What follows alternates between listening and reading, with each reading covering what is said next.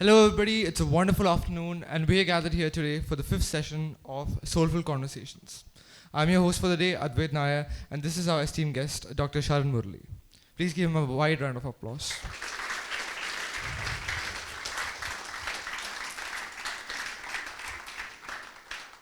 So today we have the goal and opportunity to know more about him, to know more about his journey from Nagar to where he is now.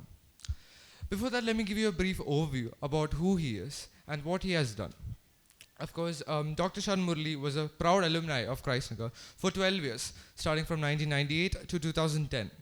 And considering the fact that most of you are ninth graders, you all were probably born in 2010, so that's a really interesting fact. And he was the class prefect from 5th to 10th, and he was also the vice head boy for an academic year. He was the student principal as well as the senior assistant during the school's talent day. But let's stop with his achievements in our school, and let's move on to him outside of Nagar. Dr. Sharan Murali is currently employed in ICMR, the National Institute of Epidemiology, where his designate is as a scientist, or a scientist B, to be more specific. He started work as a scientist B in early 2021, and he has achieved many accolades and awards for his work, such as the Early Career Recognition Award. So, without further ado, I think we can start to the question and answer session. Thank you so much. He did make me feel very old, right? Like I am the age of these people in Nagar. Okay, so let's keep it very lively. Yeah, I'm there. I'm one among you now. Yeah, I'm back to school. So yeah, let's get started. Thank you. All right, sir. So the first thing which I mentioned, or the latest things which I mentioned right now, was his work at ICMR. ICMR is the company or the place where he's currently employed as a scientist B. And I think we can start with the question about ICMR, shall we? So for that, I would like to invite Nikki San.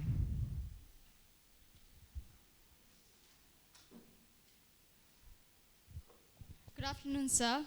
I would like to ask you, how has ICMR still progressed in your professional career? Can you please describe some of your research projects and their observations?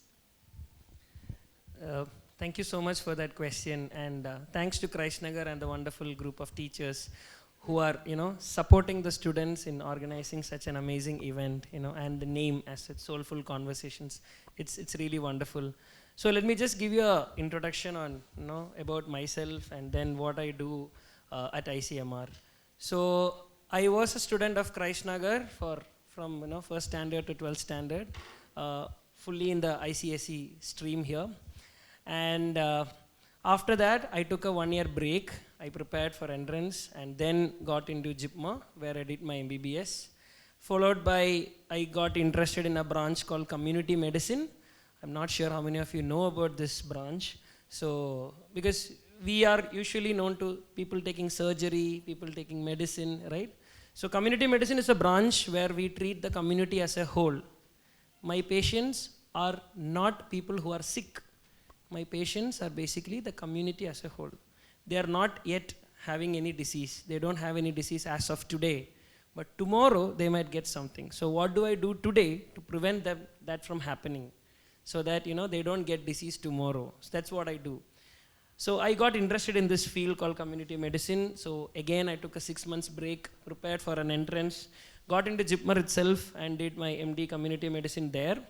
And then, the COVID pandemic came. We all were exposed to the COVID pandemic scenario. We were working there.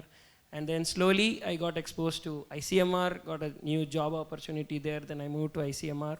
So the fact is, I always wanted to keep working as close as possible, to the people and to the communities, so that the change that I'm wishing can be brought about faster. Say, for example, if I'm treating one patient at a time, I can bring a change in that person's life. But what if I'm able to treat 100 people at the same time, 200 people at the same time, a city as a whole, 8 lakh population as a whole? I feel I could do that. And that is what took me from my MBBS to an institution like ICMR. So ICMR is one of the premier research agency, which is Indian Council of Medical Research in India. So we drive the medical research in the country. And being a part of this agency lets me collaborate with other agencies in the world as well as in India. Say, for example, we collaborate with WHO. You're well aware of World Health Organization. We also coordinate with NCDC, the National Center for Disease Control. We coordinate with CDC, Center for Disease Control US, and various other agencies.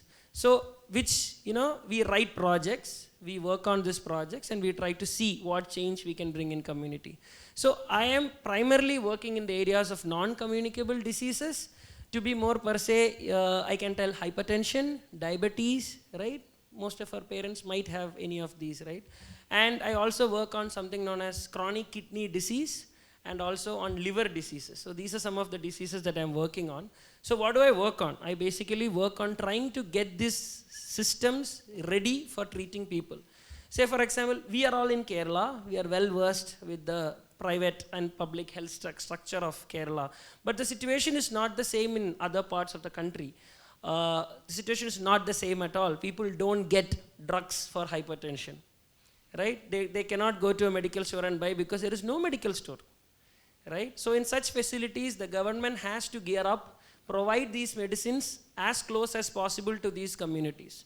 So how many medicines to buy, right? So government needs to know these numbers. How much should I buy? How many doctors should I place there? What time they should work?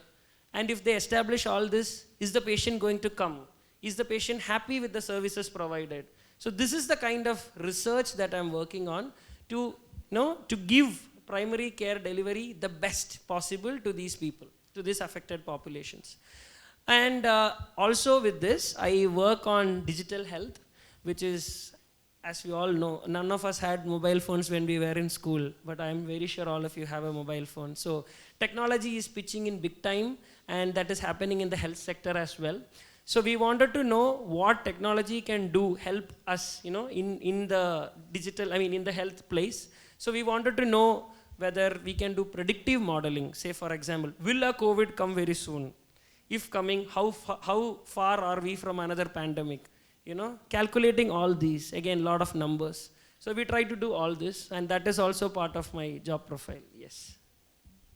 All right, that was a wonderful question. Please give her a loud round of applause.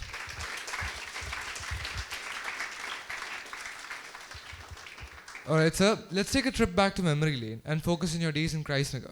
And we have 2 questions based on your time in Nagar. For the first question, I'd like to invite Abhiram Narayan. Sir, you are the best student teacher in Talent Day at Computer Science and won first prize in multimedia presentation at OXPO. So, how has your expertise in computer science developed during the time at CNS? And how has it helped in shaping your professional career? Very interesting question, right? Because I was talking about medicine till now and suddenly he's asking about computers. It was interesting and fascinating for me as well, because when we were doing our schooling, we never had computers at home. I said no mobile, no computers. The only place where you can, hang out with a computer is our computer lab in school. So there was Parvati teacher, Yamuna teacher, who used to take us to these computer labs, expose us to these computers, Okay, you can do this in computer, you can do this in computer. So PowerPoint presentation was something that fascinated me a lot. Oh, okay, we create something, click a slideshow, something is happening. So I started doing it more, started spending time more. And let me tell you, I think ICSE is the syllabus that will help you to do this. There is a system in which they are trying to teach you MS Office tools, right? Office, Word, Excel, PowerPoint, etc., which has come really handy once you are out of this place. So in my professional field, making presentations, working on Excel sheets is a daily job, right? We have to present to the collector, we have to present to the minister. If I don't know how to use PowerPoint, or if I didn't know, I'll have to go through the basics again. But Nagar gave me that platform so that I knew the basics when I was reaching at this place. Okay, how to make a good PPT? I know this. This is very easy. Because my school has taught me that. So that was my, take home from Nagar. So I started developing this interest in computers. Now the question is, then why didn't I do computer maths? Why did I do biomaths? Because I did biomaths, I didn't take computers. So the fascination and passion for computers was there. So I felt like I can learn computers even without somebody teaching me that. I don't need somebody to teach me language like Java or C++, whatever you guys are learning now. I need not have to learn that. What I want, I can learn on my own. So I wanted to do something else. Also, when I was doing my thinking of what to do as a career, I could see my cousins and all who are working in the IT sector, going early to office or sitting late night, working for somebody outside India. You know, they are the employers, they want you to write codes, send it, make a software for them. I was like, why would I do that? I wanted to do something for India. So that has made me take biomaths. And then I had a big fight with Bindu teacher, the maths Bindu teacher. So because in 11th and 12th, I hope you guys know, we just need to write 3 subjects, 3 electives. You don't have to write 4. So it's physics, chemistry, biology, maths. I said I need not write maths because I'm writing medical entrance. Medical entrance doesn't have maths. Then Bindu teacher was like, no, you have to learn it. It's part of the syllabus. You have to learn it. It will help you somewhere or the other. I said, no, I don't want to, ma'am. Come on, 3 subjects. Why would I learn 1 more subject? And I literally started bunking maths classes. And look at what I'm doing right now. 5 minutes back, I was telling you, my life is all about numbers now. I do calculate figures to tell the governments that this is the number of things that we need, this is the number of dash that we need, right? So all these are calculations, lot of permutations and combinations, lot of differentials while building models, right? So for predictive modeling, whatever we are going to use is your differential and integral equations. So all this has started coming back to my life. So knowledge in computers, training in maths has really helped me build this career. And I think I have done that only because I've got a very good platform at Christ Nagar. And keep your doors open, that's what I would say. Yeah.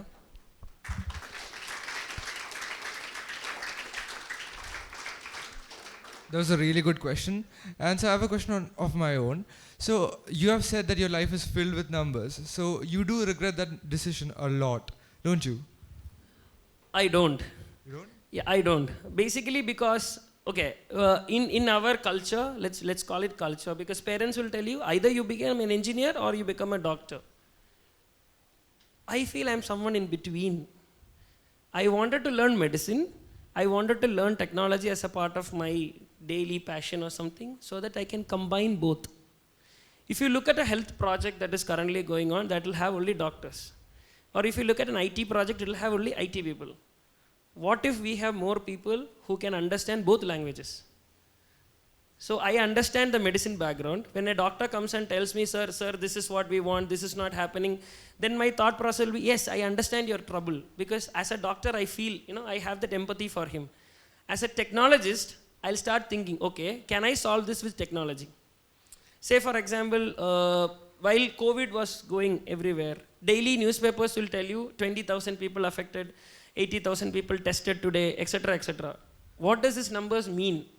For a medicine graduate, it's just, okay, number of cases, I have to keep my wards ready, right? These many cases are going to get admitted. But for a technologist, it's like, okay, how do they calculate these numbers? Are they sitting and doing it in calculator? Are they doing Excel sheets for this? Are there dashboards for this? So I could understand both sides. And that did help me create some projects in this area because I was able to understand both. So I don't regret taking medicine. I thoroughly enjoyed my MBBS life as well as my MD life. And I also enjoyed technology. So, yes. So sir is quite literally the best of both worlds. Yes. Please give him a loud round of applause. Now, moving on to our second Christ Nagar based question. Where the spotlight is still on Christ Nagar, but we're shifting it a bit towards events like LAFest. For that, I would like to invite Nidhi Krishnan to ask the question. Sir, you were an active participant in events like LAFest during your time at CNS. Could you share your experiences in participating in competitions representing Christ Nagar and your opinion on the outcome of such competitions? Thank you. So while I was meeting the teachers today, they don't remember seeing me in the classes. I was always the one who was running around editing music, editing video for LAFest, the class assemblies, the house assemblies, etc. So I was part of most of the activities in the school, right from my 5th standard onwards. It has really helped me in multiple ways. The first thing, you get to work closely with teachers. You see a different side of them. In class, they are different. They're coming with an aim of teaching you, finishing the syllabus, but outside, they want to make an impact. Okay, we are doing a skit. Like say for example, Loretta teachers. Okay, she writes scripts, she comes up, she discusses the ideas with us, and then we give our inputs. So that's a different vibe, right? So being part of such events, get us work more closely with teachers, understand their outset, and you fall love with that process altogether, right? You also get to vibe with seniors. How many of you see Karika? Most of you, right? So there is a person called Jeevan, right? He's our senior. I hope you know that. He was 1 year senior to me. So we have done shows together for La Fest, right? So he used to write scripts with another senior called Sinai. So we all used to work together. We used to practice late nights, finish up the scripts, So it gets that talk to seniors. And that has helped me when I'm going to the college also. I made friends with seniors very fast, because I know what vibe they are. So like you get to talk to them, and then that helps in academics. They'll tell you, "Arey, don't read that. Read this only. That teacher likes this question. This question only will come." Right? So they will teach you more things out of the class, but academics itself. Where are you going for tuition? Oh, don't go there. That's not helpful. Go here. Read this textbook. This textbook is easier. Things like that. That's vibing with the senior part. And ultimately, when you go for this fest, the spirit of team building happens, out of class. Otherwise, in exam, there is no team, right? You are writing your own, and then you are passing, and then you get your medal, your gold star, and all that. But when you go for such events, you have a team. You try to organize, get people on time, work towards, winning the trophy. But at the end of the day, it's the process that matters. You all went together, shouted for Christ Nagar in La Fest inside that hall. All that process is only what you will enjoy. So I was listening to Vishnu, his Soulful conversation the other day. He was telling, Christ Nagar exposes you to a lot of things. And you take it, you build on it. And enjoy each of these processes. And that is what taught me all this, leadership skills, good communication skills, how to talk to teachers, how to talk to seniors. All this comes as add-on when you do all these events. Right? So I just heard that Science Fair is around the corner. So there used to be a multimedia presentation competition. I don't know if it's still there. So we used to create PowerPoint presentations, and there's a competition. Computer lab, we'll have computers. Everybody will plug in their pen drives and show their presentation. There will be a judge putting marks for these presentations. Things were like that at that time, So we used to enjoy that, making. So next Science Fair ke liye, we'll start preparing today. Okay, next time we need to do something different. Right? So we used to prepare for each event like that. So yes, school events were a definite boon, and I think Christ Nagar organizes such amazing events where you get to deal and talk to students, seniors, teachers, their parents, and that builds a lot of other qualities in you, not just the academics. So I would like to ask you an informal question. You said that teachers have a completely different vibe out of class. So can you tell one teacher whose vibe was so different from their class mode that you were so surprised? Okay. Loretta teacher. Come on, it's very easy. Because in the class,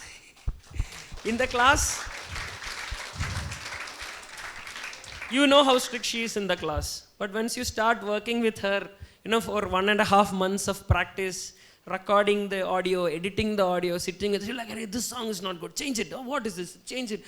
That kinds of, brings a lot of energy into us. Oh, see, as a teacher, she can just finish by teaching and then go back to her home, right? But the passion for something, coming up with something, working with students to build it rapport, getting it onto stage, giving the credit to the students. So these are some values that we learn. So I think Loretta teacher is one best example for this.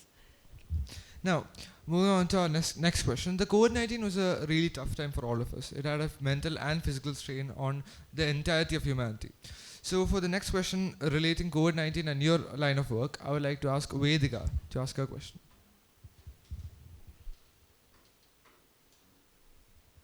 Good afternoon, sir. What was your primary role or responsibility as an epidemiologist at ICMR during the outbreak of COVID-19? Okay. So, when COVID-19 started in 2020, I was doing my final year of post-graduation at JIPMER. So, JIPMER, I hope you guys know, it's a premier institute, but at the time of COVID, had to go through a lot of trouble because, only we had the testing capacity. People were coming from Pondicherry and Tamil Nadu to test and lot of our own people were getting sick. Doctors itself were getting sick, right? So we had to step in. As postgraduates, final year students, we had to step in and help. So I was trying to help them with something called as contact tracing. When every person is getting sick, we will have to track back who all he was in contact with and test them also, so that we contain the disease and avoid the spread of the disease, right? So whenever there is a case that is reported positive, the result comes at midnight and all, we have to send up the ambulance, go pick them up, then interview them, try to find out where all that person has gone, how did he get the disease, who all did he contact, then call them, try to push them for testing, then bring them in ambulance. So all this coordinating part I used to take care when I was in JIPMA. And then time passed by, and in December 2020, I moved to the Indian Council of Medical Research, National Institute of Epidemiology, where I had more ground level reality. So while doing PG, I was concentrating more on JIPMER as an institute. But when I started working with a national institute, the priorities were way bigger. Okay, like do the data management for an entire state. Which district needs more resources. Say for example, I hope you all were aware, oxygen shortage was there. Which district should get more oxygen? Where should we purchase more mask? Newspapers only started reporting the core numbers that was needed. For example, if a particular place has more number of people, then that place will definitely get more number of sick patients, right? Say for example, 100 people are there in one place, 200 people are there in place B, A and B, okay? So if in A place, 10 people are getting sick, that is 10 divided by 100. I'm bringing numbers now. Whereas in the other place B, it is say 10 divided by 200. Both places, 10 individuals have fallen sick. But which place needs more support, A or B? A is 10 by 100, the other place is 10 by 200. B? Exactly, it's A that needs support, because A has small population but large number of cases, right? So these types of calculations we had to do. Because this never come into the public domain, we had to work with the governments. So we worked with Tamil Nadu government on building a dashboard for this, so that the minister, the collectors were able to see these numbers and take decisions based on it.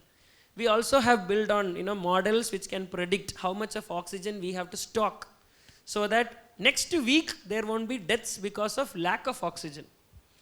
Okay? So that is the kind of work that we did. So our work was accepted, appreciated by Chhattisgarh government. They also wanted something similar. So we built something similar for them. From there it went to Himachal. Shimla wanted something similar. So we started building similar models for Shimla. So none of this comes to limelight, but we are the people who are working in the back, right? So if you have seen the movie called Virus, there is Parvati's role, community medicine postgraduate trying to find out answers for an outbreak. So we are those kind of people who always stay in the back. Nobody knows that we did it, but we only know that we did it, right? And we give off this data to the government for data-based decision making, basically. They should not tell that, okay, this is my mandalam, I need more money, more manpower here. It doesn't work like that.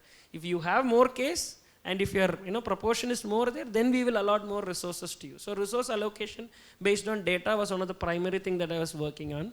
And also when the vaccination was introduced, there was a lot of hue and cry on whether to take the vaccine or no, because Indian population this is not tested, what should we do? So we decided to do something called as a cohort study. Okay, it's around following up 80,000 people, giving them vaccination and seeing how many of these 80,000 people will develop the disease or will not develop the disease. So that's like a 4 to 6 months of activity. Daily morning we have to go follow up this 80,000 population, try to create ground level data whether the vaccination will work or no. Because other data that was available at that time were mostly clinical trials, which are controlled ecosystems. People are not roaming around like what we do today. Right? They will be giving the vaccine, putting them in a controlled ecosystem and checking if the vaccine is helping them or no. But this was open, like COVID wave 2 and wave 3, where everything was open, people were roaming around, then vaccination was introduced, so we really needed this data. It was like hard 4 to 6 months, but we generated evidence that the vaccine works in real time, and that helped the Greater Chennai Corporation to push for vaccination. In the the district of Chennai. So these were some of the activities that we were doing as part of epidemiology in National Institute of Epidemiology. Yes.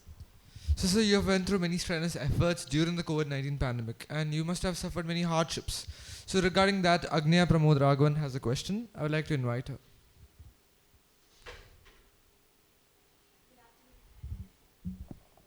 Good afternoon, sir. I am Agnya Pramod Raghavan. My question is, in your work, you deal with a lot of some of the most complex challenges impacting people's health and lives. What moments or stories have deeply moved you and reinforced your commitment to making a difference in the field of non-communicable disease as a scientist? Okay, so coming to story time. I also work as a teacher. Okay, so we do something known as field epidemiology training program. So if you talk to your parents, they will tell you that once you have done with, say MBBS, there is something called the PSC, Public Service Commission, and then you get in and you become a medical officer somewhere within the public health system. I'm talking, not the private sector, the public health system. And after that, this doctor is let alone to handle 30,000 population, 50,000 population, one full villages, etc. So what we do in field epidemiology is we handpick these medical officers who are either MBBS trained or not even MBBS, but just being there in the district level or village level to take care of this larger population. So we teach them how to look at disease from a data point of view, how to generate data, how to look at the data, how to conduct an outbreak investigation, how to do a program evaluation, etc. So this whole bundle is known as field epidemiology training program. Okay? So I am a faculty inside that and work closely with some of the North Indian states. So outbreak investigation, are you aware of something called outbreaks? COVID was a pandemic. The whole world was affected. Outbreak basically means there is a large surge in number of cases in a particular locality at a particular time, which is very unusual. We all know during rainy season, all of us will get cold. Correct. That's not unusual, it's usual. But if the number of people with diarrhea, okay, loose motion, increases during the rainy season, that points to something else. It's not usual. So it's an outbreak. So we got a report from one of the northern states that in a very rural village, tribal area, there is a death of an individual. Very far-fetched area, hard to reach area we call it. So, okay, we decided, okay, we'll investigate this. So investigation means it's like a police investigation. Then at that time, we'll put on the cap of something known as disease detectives. Okay, so we become like police officers. So we go there, we have to find out each and everything. We have to find out, okay, who is the person who died? Why did he die? What was the thing? It attracted our attention basically because the person who died had anthrax scars. It's called an eschar. It's like a skin patch. It develops when you get anthrax infection. Okay, so it's a very rare infection. It's a human-animal interaction infection. So something has happened that he is getting anthrax, and we were sure that it cannot be just one patient. Because it's a hard-to-reach area, tribal area, their language is not Hindi. It's their tribal language. It's very difficult to reach there. They don't have hospitals nearby. So we literally have to find out before more people die. We have to find out what is going on in the village that is causing this. So we went down, we went deep dive in, and then tried to talk to these patients, and we understood that there was a cattle in that village. The one village, there was a cattle, and that cattle died because of an infection of anthrax. And these people don't have anybody to inform. So if a cattle dies, they will cut its meat, wash, cook, and eat. Because of this practice, they started developing anthrax. Then we deep dive, okay, why did the animal die? There are national programs for vaccinating animals also. Then we went and found out that this animal vaccination was delayed because it was far to reach. The person who was supposed to go and vaccinate the animal, took more time to reach there. Because of that, the animal developed the disease and then died. Then we asked them, why didn't you tell us? They are like, we don't have any hospital nearby. Then where did you go? We went to somebody known as a traditional healer. Somebody like a Swami and all that. They also have such people. So we went there and okay. Then we understood, okay, even if we try to force it on them, they will never reach us because it's very far away. So what did we do? We tried to talk to these traditional healers, tell them that if you see such a lesion in the skin, it's anthrax. You have to call us. Then we spoke to the animal husbandry department and told them to vaccinate all the animals. We identified around 30 cases, but no more deaths. And we treated all these 30 patients and made sure that the outbreak was contained. So these people have a practice. So their primary question was, okay, I fed this animal for the last 6-7 years. Now that animal is dead. If I tell this to animal husbandry, they will come and take away the animal and bury it. Right? What do I get in return? What is my financial return? So there has to be a compensation that has to be added. So we identified all these problems in the field. And we were able to tell the government that this is how you have to approach this, sir. You cannot force that they didn't report the death, they didn't do this. You have to slowly start telling them the traditional, you have to start teaching the traditional healers. So how many of you are aware of a personality called M.S. Swaminathan? Green Revolution? Okay. So his daughter, Dr. Soumya Swaminathan, she was our Director General at that time. So we worked on it together, and now we have a project in this particular state which is trying to find out if we can train these traditional healers to identify diseases in these remote villages. So I hope the story was nice. Very deep though.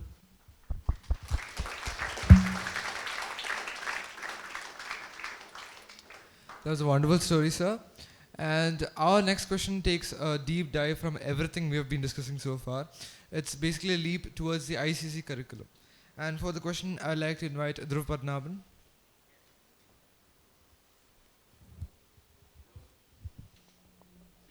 Hello.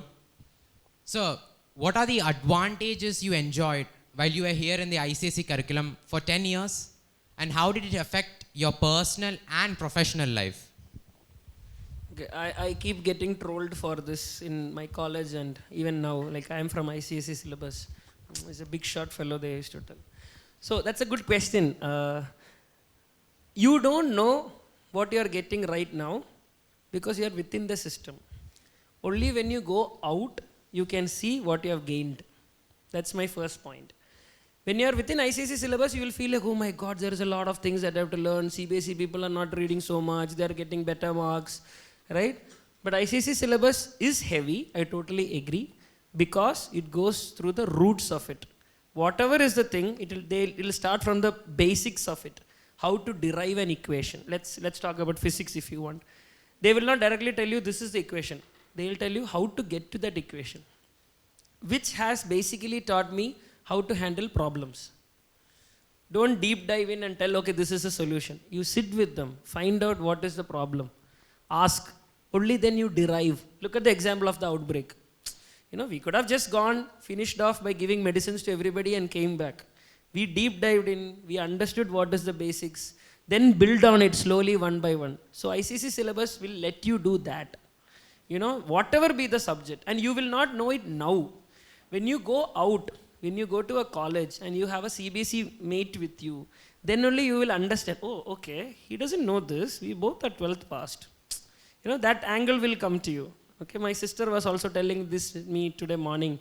Some of her friends are from the CBSE and state syllabus, and they were far below what we are, what Nagar ICSE is, or the ICSE syllabus as a whole is. So it definitely is an advantage only if you can take the load. Okay, so this is my perspective. If your idea is to do this, go step by step, learn the basics, build on it, then yes, ICSE is a wonderful syllabus. But if you don't want that, because I was offered this option. After 10th, they were telling me, when my parents were telling me, do you want to switch to CBSE because you want a medicine career? I'm like, okay, but I don't want to switch syllabus. I will continue in ICSE. After that, I'll see what happens. Okay, so that's why I took this 1 year break. Because I was in ICSE, I was reading ICSE, that's when the fight with Bindu teacher and all that happened. And then I kept going, and amazingly, I got better marks in maths than biology. So from then on only I started, okay, I can be a problem solver. It can be a problem solving exercise. The whole thing was building onto that, right? So you choose what you want. Okay, I want to go in this stream, but is it okay to continue? It is totally okay. taking a break of 1 year doesn't matter. We are not in a hurry. We have to look what we have. Like our vision should be what happens after 10 years, what happens after 5 years, what am I going to do in the next 6 months. No, that is not the vision. Okay, I want to become a doctor. It is okay. I'll take a break. I'll enjoy my school time, stay in the school, learn, and then I will slowly move to the next. You know, that 1 year of break got me a lot of friends from outside schools. Got me a lot of new teachers, new approaches to learning, which helped me in my MBBS time. You know, because MCQ way of learning doesn't always help. The problem solving way of things helps in life as such. Yeah, so I think ICSE is a good syllabus. You should consider it.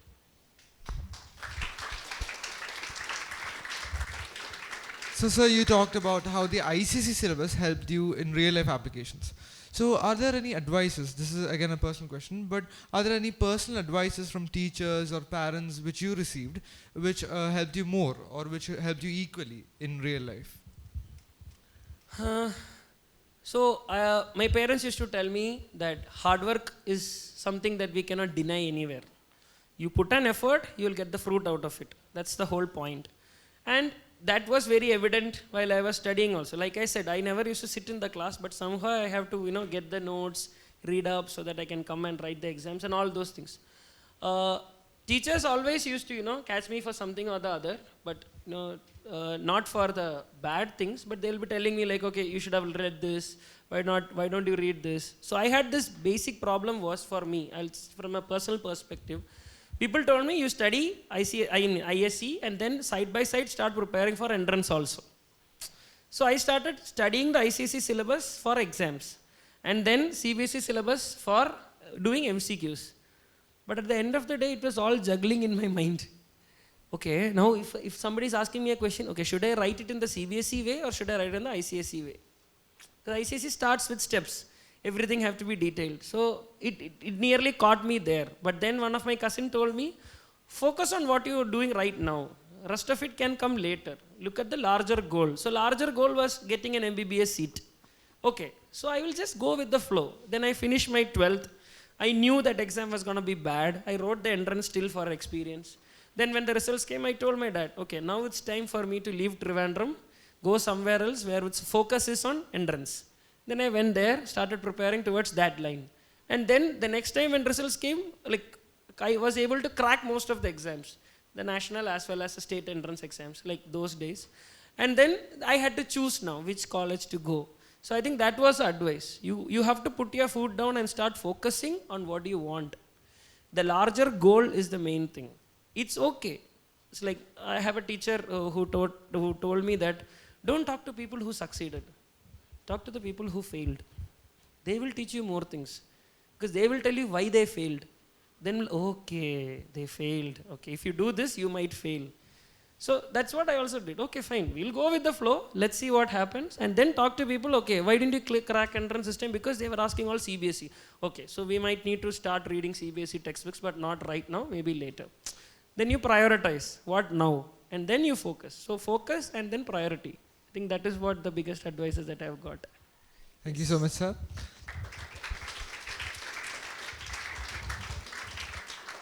So, sir, we went from COVID-19 to the pressures you faced during COVID-19 and other outbreaks to the ICC curriculum, and we are going right back to COVID-19.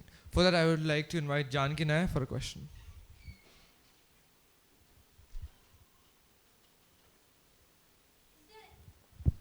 Is there any chance for another pandemic like COVID-19 in the near future? How well is ICMR prepared to face such a situation? Okay, nice. Thanks for that question. So, should I answer in a positive way so that everyone goes home happy? Or should I be like honest? Honest, very nice. It is possible. Another pandemic is highly possible. I'll tell you why. Because we have more animal to human interaction these days. Correct? We get to travel from anywhere to anywhere in the world. So there is more possibility of human mixing. Right? So we call this as infectious disease epidemiology. So the possibilities of a pandemic are enormous. It can happen. Right? But ICMR is doing the steps to keep a watch on it.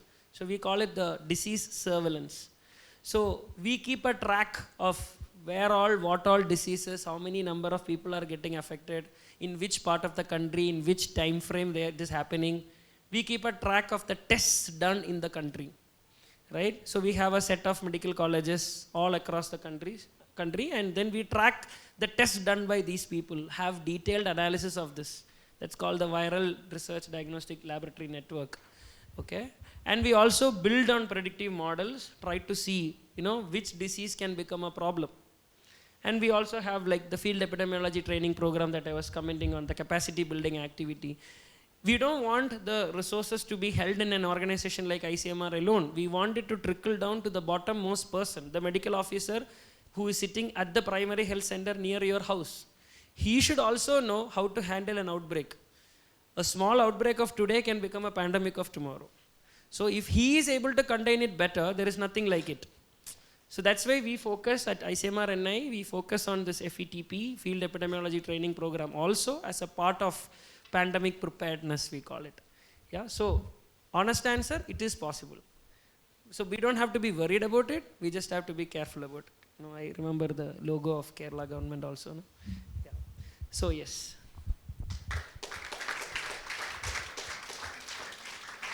So sir, we are returning back to the curriculum-based questions, and this actually touches on something you mentioned, your preparation for entrance-based exams. So for the final question of the questionnaire session, I would like to invite Anaga Devi.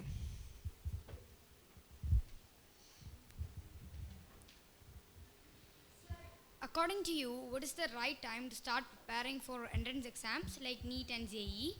And do you support the current system of coaching centers operating at schools?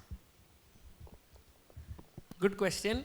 Okay, I have to be honest and diplomatic at the same time here, right? So I can tell you from my experiences, definitely having a structured way of learning with focus towards solving MCQs will help you. I'm not denying that fact. But it comes with the cost of lot of pressure, lot of performance anxiety, right? Oh my God, exam is there. I have to score out of say 200 MCQs, I have to answer 196, 198, because the competition is like that. It gives you a lot of pressure. And because of this pressure, it ruins your school life. This school life will never come back to you, right? So if your vision is to aim for say JEE, you want to get into IIT, you want to get into MBBS, you can keep your plans. Know your capacity. Can I take this load right now? Nobody else can do it, only you can do it. Along with my ICSE syllabus, can I take care of the entrance preparation also? From my perspective, I failed. But I knew that I will fail. I was ready for it. I knew. And then I was like, okay, 12th May, let's go to La Fest. Come on, it's fine. I have 1 year. I've kept it like that. This is the year I'll join MBBS. I can take a 1 year break, 6 months break. It's totally fine. Because once you reach MBBS, nobody's going to ask you what is your age. The only question will be, okay, where are you coming from? Okay, good. Welcome to MBBS.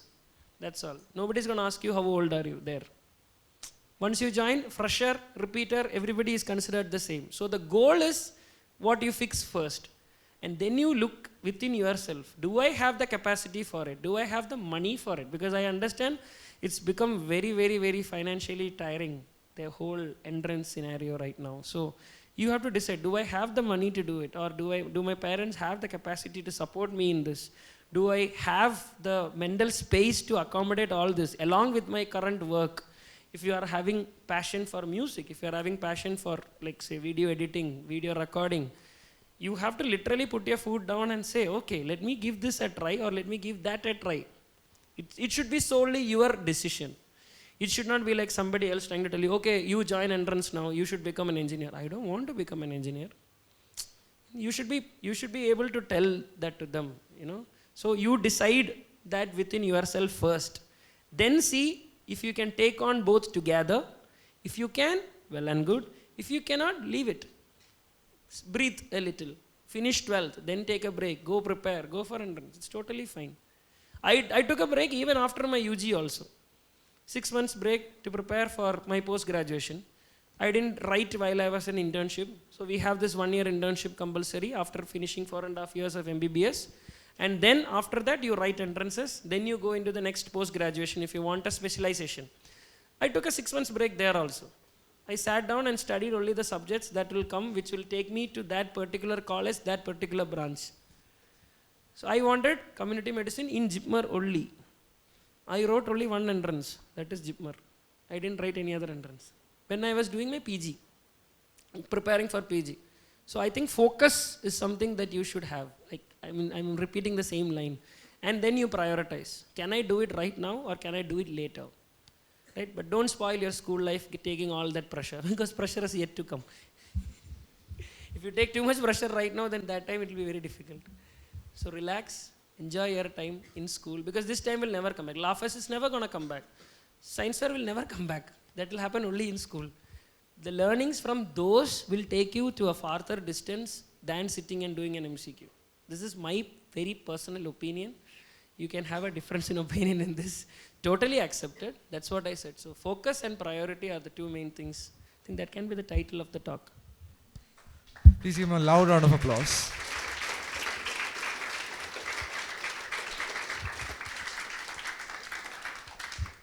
All right, I think the time has come for one of the most awaited sessions of today, our rapid fire session. Okay. Now, to all our viewers, this is a very new session which has never been introduced in Soulful Conversations before, and we are trying it out for the first time. So, sir. Do I get a hamper?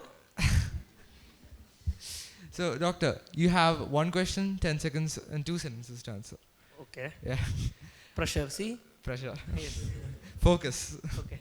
So, sir, the questions are versus question or this or that question. Okay. You can choose one of the following options and you can give a simple one-liner why. That's also. Okay. So let's begin with the first question. Our first question is this. So we began with the ICMR in the questionnaire session. So it follows that we should have a question about ICMR in our rapid fire session. You said that ICMR has collaborated with organizations such as WHO. So ICMR or WHO? What do you prefer? Why? Okay, I think ICMR-NIE, ICMR as an organization, basically because ICMR is a Indian institute. It's a council basically made for India with high priorities and working very closely with all the governments.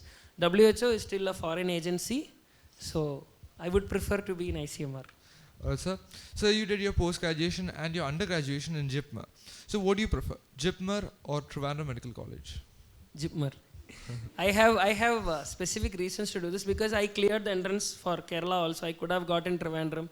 My parents still keep telling me that you should have done it here. You went out of home. So why ICMR? I think it's basically the exposure it gives you. You have a mini India there. You get to meet people from the Northeast. I had colleagues, students, friends from Sri Lanka, Malaysia. We had friends from all over the country. The energy that it gives, the things that you are able to do together as a group is way different there. So not denying the fact that Trivandrum Medical College or any medical college per se is bad, but the exposure that I got there, I could not have got it at Trivandrum. That's the story, yes. Also, so this is something you mentioned yourself. You've talked about your aptitude in the field of computer science and biology. But computer science or biology, what do you prefer? Okay, you have to put your priority. I cannot. Okay, for me, if the question is for me, I'll still prefer biology only. Because YouTube has answers for everything now and we have ChatGPT also. So I think computers you can learn faster through all these, but biology is very difficult to crack. So yes, I'll still opt for biology and I'll learn computer side by side. I'll not leave it. Sir, AI versus HI, that is artificial intelligence versus human intelligence. Which one would you choose and why? We cannot choose between both. We have to go with both. Why? Because, okay, if you are choosing HI, then we'll all have to throw our phones out right now. AI has infiltrated our personal life so much that without it you feel frustrated. Just imagine you don't have Google Maps. For let's say 1 hour of your core driving time, gone, right? So AI has come in so much that you have to start believing in it, you have to start working with it. But given the opportunity, you will have to work together with AI, not depend on AI as a whole.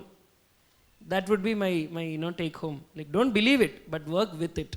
Say, for example, can I just take 1 more minute to answer? For example, if you ask ChatGPT to write a letter to somebody, like very simple example, write a letter to my school principal telling I'm taking leave for so and so reasons and draft me a letter, it will give you one beautiful draft. It will give the same draft to anybody who asks it. So there is no human touch to it. So what instead you should ask ChatGPT is, you ask ChatGPT, I wish to write a letter to my faculty, professor, principal. I am planning to take leave. I wanted to know what all should I include in my letter and what all should I not include in my letter. Boom. You will see ChatGPT telling you, please write on A, B, C, D, E. You may avoid using this. This helps you better because your brain also works in this manner, which is HI, like he said, but you're still using AI. So you work together. Don't let him do it. Come on, we have enough movies, Indiran 1, 2, so many movies are there. AI cannot be trusted so much. So we have to work with them. We cannot avoid them also. That's the whole point. This is just a very small example. Think on the broader scale, any number of things you can do. Yeah? Yes. So I think that's a wonderful answer. Please give him a loud round of applause. Alright, sir. So what do you prefer? Work satisfaction or awards, accolades, achievements, recognition or stardom? What matters the most to you? I think work satisfaction. One line away. Yeah, because I don't think I can sleep if I'm not able to get the result that I always wanted. I'll keep working till I get that result. Let it be a small data analysis that we are doing. Why it's not coming? The why question will keep driving me. All these awards I feel will keep coming on the way if you keep doing good work. But work satisfaction only gives me sleep. Awards doesn't give me sleep. So yes, work satisfaction. Alright, sir. Now I think I have a very important question which most of us will probably have thought of or will probably think of. And some of us may have found the answer to that. Some of us will find the answer to that. And the question is applicable to almost everybody, including the boys. And the question is this, sir. What do you prefer? Love marriage or arranged marriage? Nice question. I would prefer a love come arranged marriage. Because I am planning to do one in the next 2 days. Within the next 17th is my wedding. Please give him a loud round of applause. So there are a lot of school of thoughts. Again, this is a very personal perspective. We all feel that marriage is between two individuals, but marriage is between two families. So arrangement has to come in one way or the other. And love definitely has to be there. So I think it's love come arranged. It's as simple as that. Wow.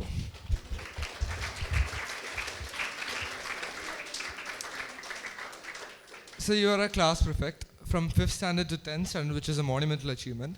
But you are also the student principal in our school during Talent Day. So which one do you prefer the most? Class prefect or student principal? Okay, class prefect is for 5 years. No, I was prefect for 5 years every year. Principal, they gave me only for 1 day. So I'll continue to be the prefect only. That gives me more freedom on students. No, I can write names, tell the teacher that this kid is making sound. So I think prefect is more fun. Principal is too much responsibility for that age. Yes. Alright, so one fact I haven't mentioned before, and it slipped out of our minds. It is a fact that lies in the shadow of Sir's great achievements. It is the fact that Sir was a drum player in our school band, and he was a side drum player at Nagar, and he was later promoted to a band major. So, sir, what do you prefer, epidemiologist or side drum player at Nagar? Okay, one is work and other is passion. I still have a passion for music. So, okay, learning drums here and then going to college and becoming that first year drummer boy. Lot of fans, you get. Yeah, so that was definitely there. But once you move out of that college phase, it becomes as a passion. You keep watching good drum videos on YouTube, go for drum shows, watch, then come back. So it's never going anywhere. But for work, we need something which is more solid because I don't feel I'm a great drummer. So I feel that is a passion that I'll want to keep going, but this is what I'm good at. So I'll continue doing what I'm good at right now. Alright, sir. So let me just reiterate. Sir was promoted to a band major and he was a prominent member of our school band. Sir, are you sure that you don't want to reconsider that answer? No, I don't want to reconsider that answer. All Yes. right. So with that question, our session comes to an end. Thank you all, and that concludes our rapid fire. Thank you so much, sir. Thank you so much. And I hope you guys are all, taking out something from this session when you walk out of that door, right? And I hope we have kept it very lively, and you guys also enjoyed it. Thank you. Thanks you to so the much, sir. organizing team also. Thanks to the Ega teacher also. Thank you so much.